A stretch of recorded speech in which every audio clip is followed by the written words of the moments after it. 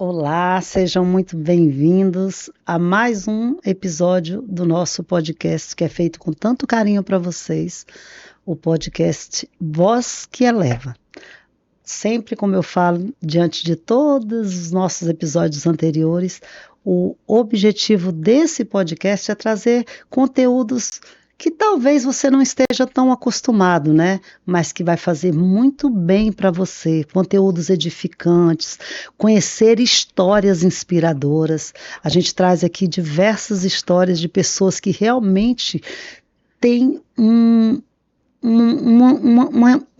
ser especial nesse mundo, que fazem a sua diferença nesse mundo. E hoje eu estou recebendo uma pessoa muito especial, a qual eu tenho muito respeito, muita admiração, é a pastora Fátima Batistella. Bem-vinda, pastora Muito Fátima. obrigada, é um prazer imenso estar aqui, né? Muito feliz que a senhora Participando. aceitou o nosso convite, viu, para vir, É um né? prazer. Muito Um bom. prazer. Pastora, é uma honra, tá, ter a senhora aqui, né, com esse bate-papo, a senhora que tem tanta história que vocês vão conhecer, pessoal, agora. Eu quero, para a gente começar o nosso bate-papo, eu gostaria que a senhora falasse para as pessoas o que é a Jocum, né? Jovens com uma missão. O que é a Jocum? Bom, a Jocum é uma ONG, né? Interdenominacional, que tem mais de 60 anos, 65 anos, e iniciou-se, né, com um jovem, né, Loren Cunningham, com uma visão, né, de jovens percorrendo pelo mundo e pregando o evangelho. Ele teve uma visão. E essa visão se cumpriu, né? E eu faço parte dessa visão que ele teve. E o fato de ser interdenominacional, então a Jocum recruta jovens de todas as denominações. E e nos ensina, né, com vários cursos.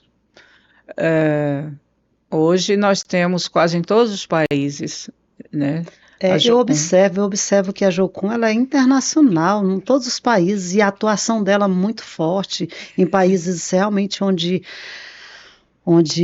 precisam muito de voluntários, de missionários, né? E esses jovens que vamos assim para quem está nos assistindo, eu conheço o seu trabalho, como é que é o trabalho lindo que a Jocum faz, com vários projetos que a gente vai falar, inclusive projetos famílias, né, Sim, dentro de bairros aí periféricos, sim, levando um pouco de dignidade, levando amor principalmente para isso. aquelas mulheres com cursos, levando ações para as Muitas crianças. crianças, muitas Eu crianças. conheço muito bem o trabalho de vocês, mas para quem não conhece, é, se um jovem ele sente aquele chamado, chamado por Deus para se tornar um missionário, a Jocum é o caminho?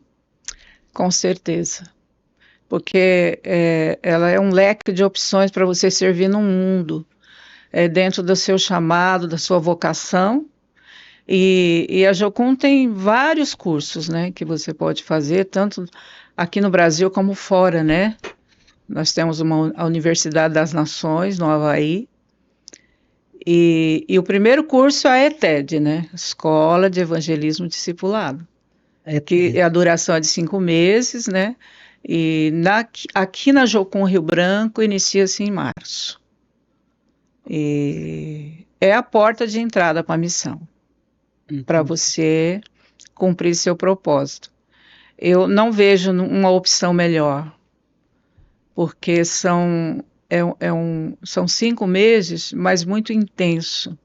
3 meses teórico e 2 meses de prático que você faz ou no Brasil ou fora do país. Nós temos realizado os nossos práticos no Peru e na Bolívia atualmente. já atuando como missionário, Isso, um missionário estudante ali, né? isso. Vamos supor, tá em formação, É. né?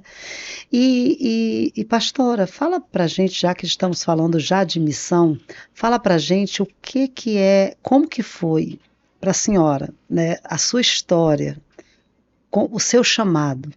É, eu já conheço algumas histórias bem interessantes e de pessoas que realmente, eu tenho até a minha sobrinha, né, que a senhora conhece, né, Sim. minha sobrinha que ela recebeu o chamado de Deus e hoje ela é missionária, mora no Rio de Janeiro, eu morro de orgulho dela. Eu acho a coisa mais linda o trabalho que ela faz, a pessoa que ela tem tornado. E com a senhora, conta pra gente um pouquinho dessa história, como foi? Bom, até os meus 18 anos, a minha vida não tinha sentido. Com certeza, né, Deus já tinha um chamado desde o ventre da minha mãe, que até os 18 anos eu não me encontrava em nada. E até cheguei a tomar até psicotrópicos, porque eu não tinha razão para viver, não tinha. E aí eu conheci uma igreja, né, e essa igreja ministrou a palavra, e essa igreja, assim, com uma visão missionária maravilhosa, que inclusive é nossa discipuladora, né, irmã Dorcas, que já voltou para os braços do Pai. Então, é ela que nos ensinou a amar as pessoas e nos ensinou, né, a atravessar fronteiras, ser missionário. Ela sempre incentivou e nos apoiou. E hoje eu falo para vocês que a minha vida não tem sentido se eu não fazer o que eu faço, que é cuidar de pessoas, dentro do chamado, a vocação, dos dons e talentos que Deus tem me dado. E dentro dessa sua vocação, dos dons e talentos, tem uma história muito linda que eu conheço e eu gostaria muito que a senhora compartilhasse, que foram muitos anos numa aldeia. É. Então, como foi esse chamado para ir em especial para levar o evangelho para um povo tão distante, com uma cultura tão diferente? Conta para a gente esse chamado. É tudo muito novo, né? Porque eu sou paulista e índios a gente só via na TV, né? Uhum. E aí um dia nós recebemos a visita de uma pessoa, né, de uma missionária da Jocum, falando das necessidades de povos, né, que estavam sendo dizimados, sem cuidados básicos, inclusive, né? E aí nós terminamos nosso curso básico na Jocum, que foi a ETED, o Transcultural. E aí nós fomos para a tribo Banauá, onde poucos missionários se interessavam, porque era um povo pequeno, apenas 68 índios. Cada 2 crianças que nasciam, uma morria, porque não tinham vacinas, morria de tétano e outros acidentes, né? Então fomos e encontramos realmente um povo sem identidade quase. Não queriam mais viver como um povo, eles estavam se espalhando pelos rios, chegando mais próximo dos ribeirinhos, e os ribeirinhos, assim, tratando eles, assim, com muito desprezo, né? Enfim, nem a língua queriam falar mais. E assim chegamos nesse lugar, e aí começamos Do zero. do zero. Levamos as vacinas, caixa de isopor, vacinamos o povo e começamos a aprender essa língua, uma língua ágrafa, muito difícil. Nossa, pastora. Então, olha, É, além da condição natural, né, do indígena já está ali naquela condição distante, né, é, condições meio que dentro de uma floresta, ainda ter essa divisão da língua. da língua. E, pastora, essa aí é uma curiosidade pessoal. Ok. Como que vocês se certificam, como que Deus confirma esses tipos de missões? Como que se revela? Que vocês, poxa, a senhora sai lá de São Paulo para ir lá para uma tribo que não Sim. fala nem a língua portuguesa, para poder levar um pouco de amor do evangelho, levar. Gente, É. como que a senhora tem a certeza de que esse é o seu chamado? Olha, é muito importante você ter um contato bem pessoal com Deus, né? A intimidade. Porque você ouvir um chamado para ir num lugar assim mais cômodo, fácil, né? Mas ir num lugar assim sem nenhuma estrutura, sem médico, sem nada, sem rádio de comunicação. Lá você é praticamente obrigado a ter fé, né? É forçado a ter fé, porque socorro humano não tem. Então nós sabíamos o risco, né?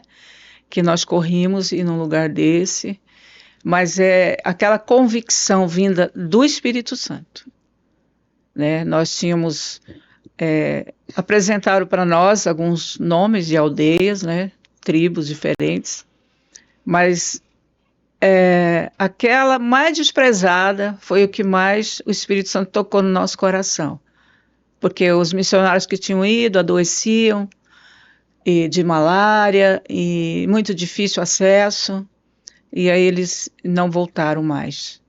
E aí Deus falou conosco, eu quero vocês lá. Assim, confirmando, né? Confirmando comigo, com meu esposo. E aí, claro, foi sempre muito difícil, né? A adaptação do lugar, tudo muito diferente, alimentação. É uma tribo que as mulheres caçam. Assim, a maioria. Eu não conheço nenhuma tribo que as mulheres caçam. Então, eu até resisti por uns 2 anos. Porque eu tinha medo, né, de cobra, de bando de queixada. Essa história que Mas um dia eu estava no Igarapé, lá lavando minhas roupas, e Deus falou: aqui você é uma Banauá.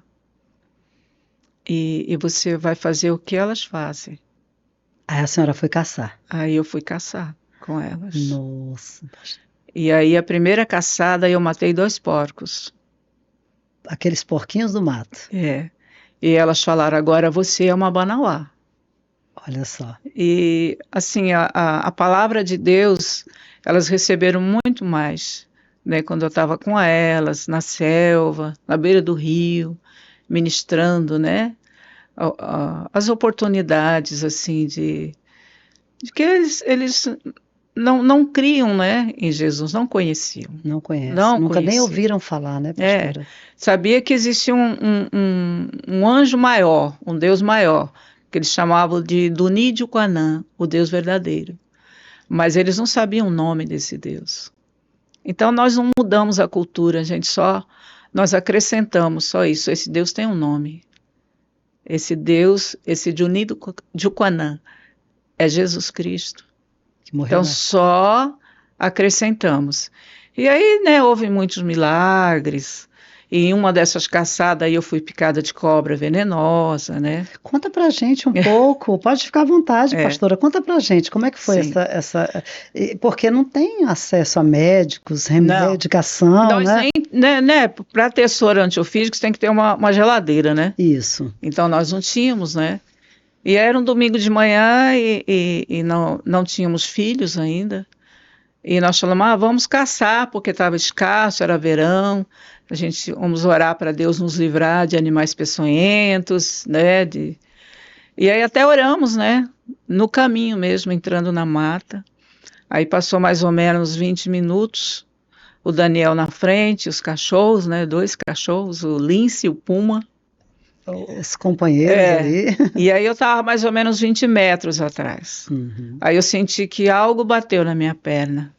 E eu rapidamente caminhando, eu olhei para trás e eu vi a cobra, né? Uma jararaca já adulta. Eu pensei, bom, ela não teve tempo de me picar, né? Porque eu estou caminhando. Mas como eu senti que alguma coisa bateu na minha perna e não tinha nenhuma madeira aí para bater, né? Falei, acho que foi ela. E eu acho que ela não deu tempo de me picar. Aí quando eu levantei a calça para ver, estava a marca das presas, né? E o sangue escorrendo na minha perna. Nossa. E aí eu gritei, né? Daniel, volta, porque a cobra me picou e tal. Então foi momentos assim difíceis, né? E ele falou, não, a cobra não picou, não tinha cobra aí, se minha perna já está sangrando, né? E aí houve todo...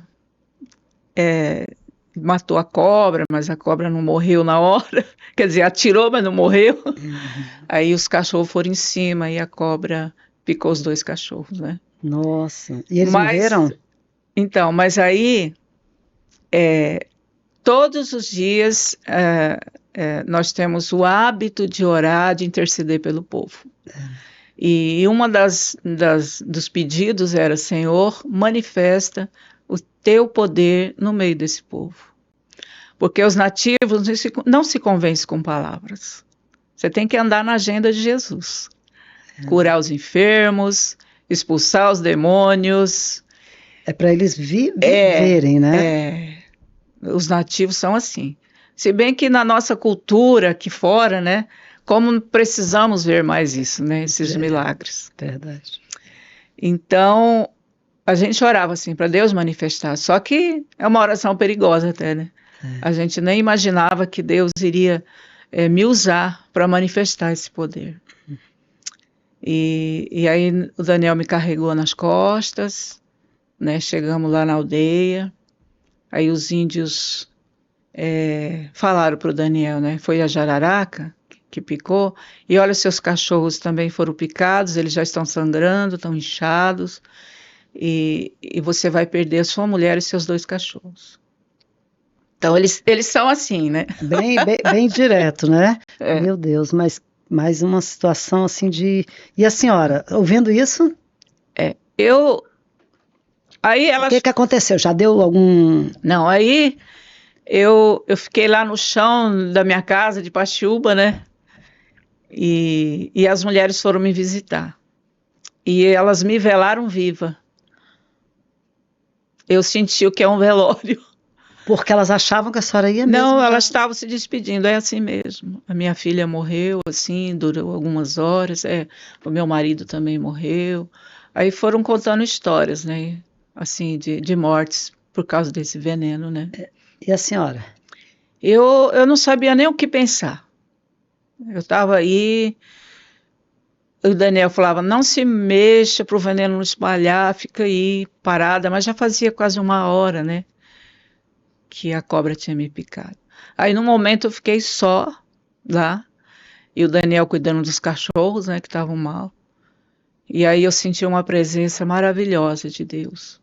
Mas antes de eu sentir essa presença, a minha mente era voltada só para Deus. Eu não pensava na família, não pensava em ninguém. Eu pensava: se eu morrer hoje, eu amei esse povo como o Senhor estava esperando? Porque ele falou comigo naquela canoa furada quando eu estava indo: eu só quero que você ame esse povo no meu lugar. Porque eu estava assim questionando: como o senhor é uma pessoa que nem sabe nadar e eu estou numa canoa furada, chovendo? E aí Deus falou: você não está numa canoa furada, você está nas minhas mãos. E isso que Deus falou até hoje sustenta a minha vida. Sustenta, né? Nós não estamos nas mãos de uma enfermidade, numa situação de enfermidade. Quando você crê em Deus, né? Você está nas mãos de Deus. Que lindo. Numa circunstância difícil. E Deus falou: você está nas minhas mãos. Isso, e todos os 15 anos na selva, e os 25... 15 anos na E os selva. 25 anos aqui no Acre, amando esse povo, que eu amo os acrianos como mãe. Eu já soube disso também, tá, pastora Fágia? A senhora é conhecida como a mãe dos acrianos, né? É porque a senhora fez parte da fundação, né? Exatamente. Da Jocum, né? Eu fundei a missão, né, junto com o Daniel. Então, nesse momento aí que eu estava só, pensando se realmente eu tinha feito tudo, né? Se eu tinha me esforçado para aprender a língua, né? E nesse momento que eu senti um toque dele na minha perna. Não tinha ninguém, mas eu senti esse toque sobrenatural. E eu tinha certeza que eu estava sendo curada. Aí eu me levantei, e aí o Daniel falou: não, fica parada, porque o veneno vai espalhar. Eu falei: Deus me visitou. E não tem mais veneno no meu corpo. Como assim? Eu tenho certeza que eu estou falando.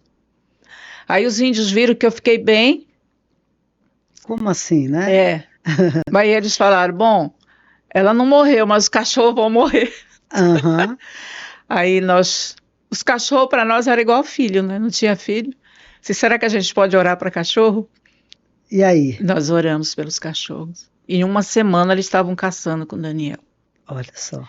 Porque na cultura banauá é muito importante o cachorro, porque traz a caça. Então a população de pessoas e os cachorros é quase igual. Sempre tem que ter reserva. Se a onça ou uma cobra mata, né? Sempre tem que ter cachorro. Então são muitos.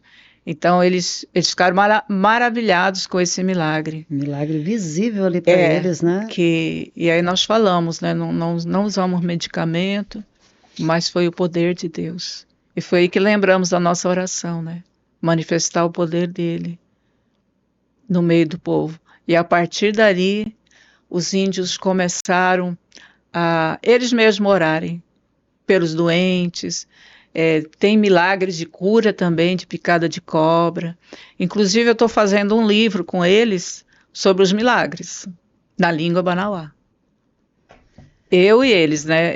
Eu deixei o material para eles escreverem, falei as histórias que eu queria que eles escrevessem na língua, porque nós alfabetizamos na própria língua, né? Que foi um outro desafio. Sensacional. Nós tivemos que desenvolver a cartilha, o alfabeto banauá, a cartilha. Para eles manterem a tradição e a língua nativa, né? E criamos também 2 livros de leitura, né? Histórias verdadeiras deles, para terem material para ler, para quando tocasse na Bíblia, eles acreditassem. É verdade. Verdade. Que nós estamos lendo. E além da picada da cobra, conta pra gente quais foram outros desafios que a senhora olhou assim e disse, não, isso aqui é o sobrenatural de Deus que está agindo aqui para ministrar no meio desse povo. Conta o que mais impactou a senhora, além, claro, de ter passado por esse milagre, por esse livramento, que é uma picada de cobra. A gente sabe que aqui quem é picado corre para tomar, né? E não pode demorar, né, o atendimento. E a gente sabe que é um milagre mesmo, né? E quais foram outras experiências assim que a senhora diz, não, gente, isso só pode ser Deus, assim? Bom, são vários, né? Eu imagino que seja, mas aquela que mais impactou. Eu acredito, assim, o que mais eu falei, valeu a pena. Valeu a pena eu pegar todas as malárias, malária na gravidez, malária pós-cirurgia de cesariana, a picada de cobra. Assim, se você perguntar para mim o que foi mais difícil, foi não ter nenhum tipo de contato com a minha mãe. Porque nessa época não tinha. Hoje nas aldeias nós não tínhamos, ainda tem não tínhamos celular, nada, né? nenhum rádio de comunicação. Mas foi muito difícil. 15 anos, foram 15 anos sem falar ou a senhora tinha? Não, assim, a gente saía final do ano para ir para São Paulo, ficava lá um mês e pouco e voltava. Então, durante esses meses, no ano, sem comunicação. Então, minha mãe não sabia se eu estava bem e eu também não sabia se ela estava viva ou não. Então, era muito difícil eu chegar na cidade e pegar um orelhão. Naquele tempo, né, a gente usava orelhão, né? É o orelhão da fichazinha caindo, né? E saber, assim, ter uma má notícia. Mas, assim, Deus guardou. Minha mãe faleceu bem idosa. Eu falei, mãe, Deus falou que Ele ia cuidar de você e que você não iria morrer de enfermidade, mas ia morrer de velhice. 92 anos. Olha só. E sempre me abençoou. Mas essa pergunta que você fez anteriormente. Nosso primeiro culto com eles. Nada de religiosidade, de músicas em português traduzida. Tudo em banauá, do jeito deles, no ritmo deles. Então, nosso primeiro culto, né, claro, na selva, à luz do luar. Eu estava gestante dessa minha filha, estava de 2 meses. Então, o povo todo reunido lá na selva. E nós perguntamos, quem gostaria de falar com Deus? Seria a nossa primeira oração que alguém do povo iria fazer. Uhum. Aí um índio que tinha mais filho lá, o Tuefi, 12 filhos. 12. Ele falou, eu quero falar com Deus. E aí a gente estava assim, apreensivo, né? Como que ele iria falar com Deus? O que que ele iria falar com Deus? Aí ele começou. O da Cabi Tial no filme de Tuama. O da Atial no filme Marama. Atial Chuchu Céu Awama, que é o da Cabi Tial no filme de Tuama. Ele Traduz. disse, nosso Pai, nós não te conhecíamos, mas agora a gente te conhece. E o Senhor sempre cuidou de nós. Nós não queremos mais o espírito mentiroso, que sempre nos enganou. Nos enganou porque nós não te conhecíamos. Agora a gente te conhece. Continua cuidando de nós, porque sempre vamos te amar. O Daka Abi, nosso Pai. Que lindo. Então, aquela noite, eu falei, Senhor, valeu a pena. Valeu a pena ouvir essa oração. Reconheceu que Deus sempre cuidou deles. E eles não conheciam, mas que agora eles conhecem e iriam continuar, né, agradando a Deus. Então, assim, a senhora acredita que a maior mensagem mesmo que Deus queria era esse ministério lá dentro, né? E vocês ficarem imersos. A senhora mesmo acabou de falar aqui na língua deles, né, nativa. Eu me tornei uma Banauá e eu me sinto mais Banauá do que paulista. Nossa, 15 do que a anos. Criana. Sinto muito a Crianos. Mas 15 anos é um... E ao longo desses 15 anos, como foi sair dessa cultura e voltar aqui, né, para nossa... Quando nós chegamos no Acre, eu fiquei assim, meio em crise. Porque eu falava assim, Deus, quem que vai cuidar dos Banauás? Né? E eu ficava perdida aqui em Rio Branco. Porque eu tinha me tornado uma Banauá, né? Nós tínhamos uma vida, né, de fazer roçados, de caçar. Tínhamos virado índio mesmo, né? E já tínhamos nossas 3 filhas. Então foi mais difícil deixar os Banauás do que deixar São Paulo. Eu acredito. E eu não sei te explicar isso. Mas é o amor de Deus. É o amor de Deus, né? Que faz você mergulhar, né? E ele dá uma graça que você não entende para viver aquela vida tão diferente, né? Tudo diferente. Nossa, imagino que seja. Quando eu fico imaginando eu andando na selva, correndo atrás de porco, eu falei, será que é eu mesmo? Né? E passando por tudo isso. E eu digo para você que eu faria tudo novamente. Eu acredito. Hoje alguns têm celular, né? E eles falam comigo. E eles falam, vem nos visitar, a gente tem tanta saudade. A Mi é mãe, né? Nossa mãe. Olha. Então, os líderes hoje lá são as crianças que eu cuidei do umbigo quando nasceram. Que maravilha. Eles perpetuaram o evangelho e estão levando para os seus descendentes. Sim. O enfermeiro, o professor. O professor, nós alfabetizamos ele, né, na própria língua. Então, vale a pena. Vale a pena você ouvir Deus e obedecer. Não do teu jeito, mas do jeito de Deus. Que eu poderia ficar lá e aprender a língua, mas sem se envolver com os índios, né? Mas hoje eles falam, você é uma Banauá porque você comia o que a gente comia, você sofreu com a gente, nossas crianças nasceram, você ajudou a cuidar. Eles sentem muita falta da gente. Eu acredito. Até hoje. Eu acredito. 25 anos, né, que já saímos de lá, todos esses anos. E 25 anos após, a senhora ainda tem esses laços, né? Esse ano eu vou lá. Vai, né? Bora. Olha só, olha que eu vou, viu? É.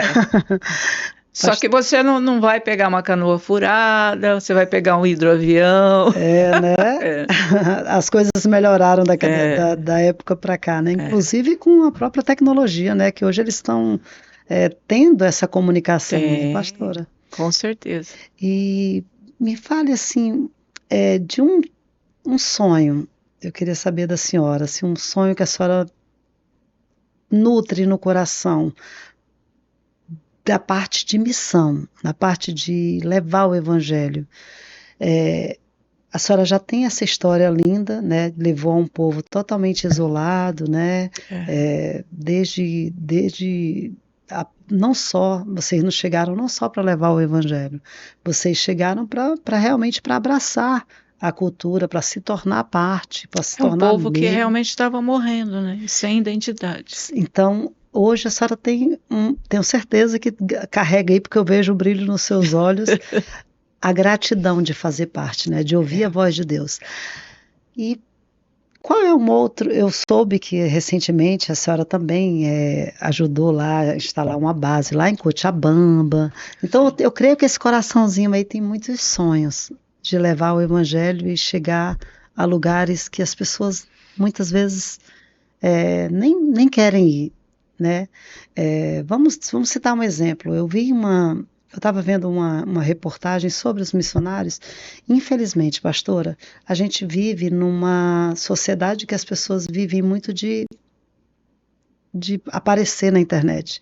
Então tem pessoas que vão para a África e os próprios africanos, né, os próprios falando, gente, fiquem lá no seu hotel 5 estrelas, não venham para cá só para tirar foto, e vai lá só para tirar foto, dizer que está fazendo missão Felizmente. e volta para o seu hotel 5 estrelas. Então assim é muito triste É. como que algumas coisas acontecem também, infelizmente a gente tem que falar sobre isso dentro do campo missionário, né?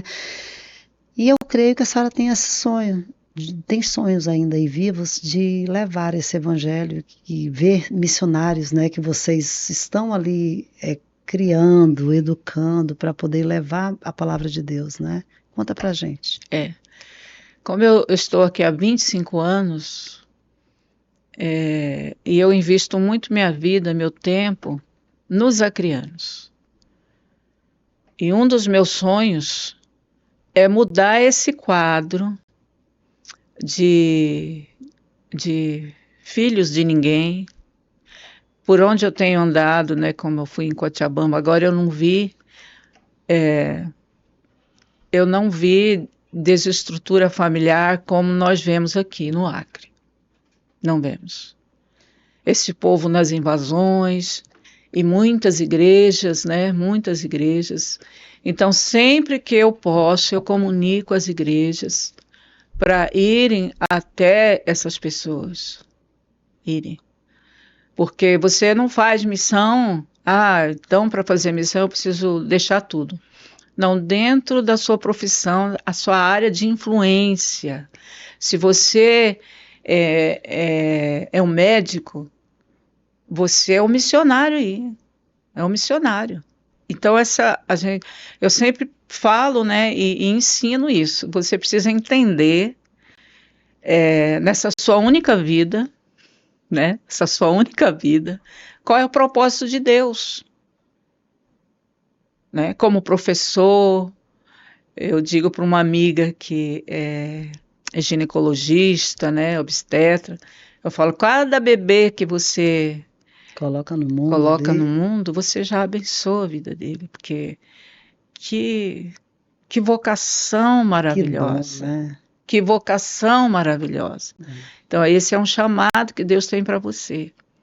Mas assim, eu não sei como uma pessoa consegue viver, né? Sem ela ter convicção do chamado dela, do propósito dela aqui nessa terra. Por isso que tem tantas pessoas com tanta ansiedade, fazendo as coisas por fazer, sem amor, sem amor. eu vou fazer medicina porque dá dinheiro. Não é assim. Você vai cuidar de pessoas, em primeiro lugar. Você tem que cuidar com amor. Então, como missionário, como você citou, pessoas que vão para o campo e não... E, na verdade, não estão lá, mas não são missionários, né? Como nós vemos em vários lugares, né? Denominações, a gente vê essas coisas. Mas é cada um, né? Cada um tem que examinar o coração, buscar em Deus e fazer e cumprir o chamado do Senhor. Eu falo que a fé, maior atitude de fé, não é ressuscitar um morto, mas é você ter convicção, saber o que Deus quer da sua vida e você obedecer. Nesse mundo, nessa sua única vida. Pastora, E fazer com amor, né? com certeza. Fazer com amor, porque como é que a gente faz por amor? Qual é a motivação correta? Porque você quer o melhor.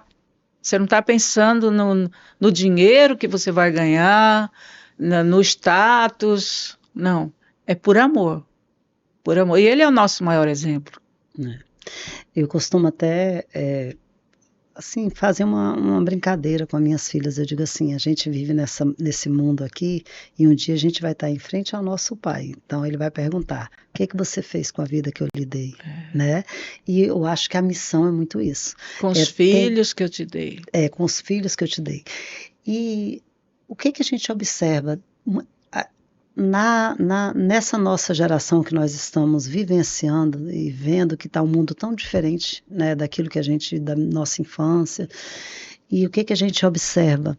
Eu tenho observado que falta, o que a senhora mesmo disse agora, falta um pouco de amor na sua função. Aí eu costumo até fazer uma brincadeira que eu vi isso na internet, que estava uma fila, Deus estava lá, né, recebendo, né, os seus filhos, e aí uma senhora quietinha ouvindo, né? E aí Deus falou, o que você fez com a vida que eu lhe dei?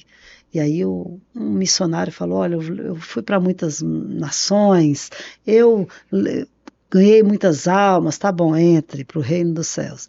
E o outro, o que você fez? Olha, eu não viajei muitas nações, mas eu fiquei lá no meu escritório trabalhando, olha... Ali era o seu campo missionário. E aí chega aquela senhora, né? Senhor, eu não fiz nada, eu não fui para campo missionário, eu não trabalhei fora, eu só cuidei da minha família. E Deus diz para essa senhora: esse é o teu campo missionário. Exatamente. É dessa forma? Exatamente. Funciona desse jeito? Isso. Tudo que você vai fazer, eu digo que temos que viver cada dia, né? O passado já diz, passado. E o futuro, não sabemos, não existe, é hoje. Então, hoje, você tem que planejar o seu almoço para sua família. Não é, eu vou fazer alguma coisa, mas pode ser seu último almoço com a sua família. Ou o seu filho, né, ou o seu marido pode ser o último almoço com você. Então, os afazeres de casa, Deus não vai confiar nada nas nossas mãos se não formos aprovados na nossa casa. Não vai confiar. Essa é a lição de casa, primeiro. Né? E eu sempre digo, se você pega um cesto de roupa para lavar e você reclama, por que você está reclamando? Você deve falar, Senhor, se eu tenho roupas para lavar, é porque o Senhor me deu uma família. Quantos que choram porque não tem, né? Não tem porque família. Não tem. Então, tudo que fazemos, tudo está diante dele. Tudo está diante dele. Cada palavra, cada atitude, né? Por que você está fazendo isso? Qual é a motivação do seu coração? E todos os dias nós temos que sondar nosso coração. Para a gente não voltar para nós mesmos. Sempre olhando para o caminho certo, para Cristo. Isso. E aí você, tendo essa convicção da sua vocação, do seu chamado. Eu sou um professor, eu sou um médico, eu sou um missionário. Eu estou levando o nome dele, não é o meu nome. Ele tem que zelar do nome dele. Santificado seja o teu nome. Nós santificamos o nome dele? Ou as pessoas, através da nossa má conduta, elas se afastam de Deus? Eu digo que o maior prejuízo que alguém pode dar nesse mundo é o prejuízo para o reino de Deus. A gente pode ficar em prejuízo, mas o reino não. As coisas de Deus não. Verdade. Entende? Entendo. Com saúde, sem saúde, com dinheiro, sem dinheiro, sozinho, acompanhado. Ele está conosco. Verdade. Quando fazemos o que agrada a Ele. O que agrada a Ele. Verdade, pastora. Que bate-papo maravilhoso. Olha, a senhora falou quanto tempo? 50 minutos, eu falei, né? E olha só, já estamos aí indo para 1 hora, mas é muito gostoso ouvir a sua história, né? Ouvir. Mas antes nós encerrarmos aqui o nosso bate-papo, eu gostaria que a senhora deixasse uma mensagem para aquelas pessoas que talvez sinta o chamado para fazer a sua missão, mas que se sente inseguro, se sente com medo, às vezes diz, não sei se é Deus mesmo me chamando. O que a senhora diria para essas pessoas que recebem esse dom em ser missionários, né? Porque é uma virada de chave muito grande. É uma dependência total, né? Total de Deus, né? Então, o que a Exatamente. senhora diria para essas pessoas? Bom, você vendo a história das pessoas que Deus chamou na palavra, né? A maioria questionou, né? Como Moisés né? E outros, né? Então é normal questionar, né? Falar, poxa, e essa canoa furada, né? Mas é um privilégio de Deus, é um privilégio. As pessoas que têm um chamado, elas sabem. Elas sabem. Não é aquela comoção quando alguém fala, não. É além disso, ela fica tão insatisfeita, né? E Deus vai falando e ela vai, não, vamos esperar próximo ano ou não sei o quê, sabe, né? Fica postergando isso. Mas é algo muito sério, muito sério. Se Deus tem um chamado para você, bom, com certeza você tem um líder, né, um pastor, você deve conversar com essa pessoa, com seus pais, né? Muito importante ter a bênção dessas pessoas. E a questão financeira, nós ficamos 12 anos sem sustento. Depois que nasceram nossas filhas, depois que estamos aqui, quase chegando aqui em Rio Branco, que uma igreja que não era nem a nossa se levantou para dar um valor por mês. Mas quando viemos para cá, essa igreja parou também, mas uma outra se levantou para dar o mesmo valor. Então sempre provando, né? Então, assim, eu acredito que essas pessoas que realmente têm um chamado, a dificuldade está nela mesmo, de obedecer. De obedecer, de encarar, porque tem que dar esse passo. E nós somos pessoas sérias aqui em Rio Branco, jovens com uma missão em Rio Branco. Nós temos uma liderança, principalmente agora atual, que são pessoas muito sérias, né? E nós estamos precisando de obreiros. No Lar Esther, recebemos meninas, né, lá, e o tanto de obreiros que tem, a quantidade não cobre, né, a necessidade. Nós temos a Casa do Pai também, que é com adictos, né? Uhum. E tem um mundo aí, né? Todo... E as invasões... Estamos em 5 invasões, com né? Os projetos com os projetos família. E eu voltei de Cochabamba e eu disse, eu não tenho encontrado um lugar mais necessitado do que o Acre, principalmente aqui em Rio Branco. O povo acostumou com tanta mortandade, com feminicídio, com abuso sexual. Então, esse é meu sonho, é mudar esse quadro, claro, junto com a igreja. Muito bem. Pastora, e para quem quer ajudar, né, e não sente um chamado missionário, mas ele quer ajudar as obras da missão, né, os projetos, Sim. qual é o passo a ser tomado? Precisa entrar em contato conosco, faz uma visita para nós, para ver os trabalhos, visitar os projetos. É um leque de necessidades, mas o nosso maior patrimônio são as pessoas que estão lá.